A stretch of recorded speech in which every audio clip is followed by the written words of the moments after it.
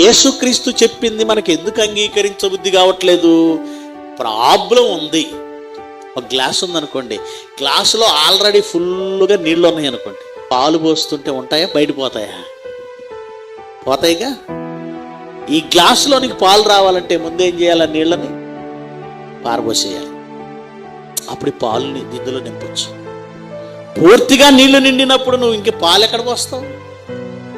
నీ హృదయం కల్మషంతో నిండినప్పుడు వాక్యం లోపలికి వెళ్ళదు. అందుకే ఏది ఖాళీ చేయాలి? ముందు లోపల ఉన్న ఆ కల్మషాన్ని, వెర్రవీగుచున్న దుష్టత్వాన్ని ముందు క్లియర్ చేసుకో. యేసుప్రభు చెప్పిన మాట అంగీకరించబుద్ధి కావట్లేదు కదా.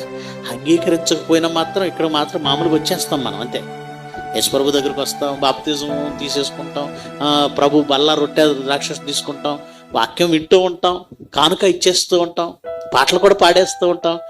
కానీ ఒకటి మాత్రం చెయ్యం. ఏంటది? ఆయన చెప్పిన ఆజ్ఞను మాత్రం అలా పక్కన పెట్టేస్తాం. 99% క్రైస్తవులు ఇలా ఉన్నారండి. చాలామంది లోపల అవిధేయత పెట్టుకుంటారు, చాలామంది లోపల భయంకరమైనటువంటి విరోధభావం పెట్టుకుంటారు, చాలామంది లోపల భయంకరమైన దుష్టత్వాన్ని పెట్టుకుంటారు. వెర్రవీగుచున్న దుష్టత్వమును మానితేనే లోపల నాటబడుతుంది వాక్యం.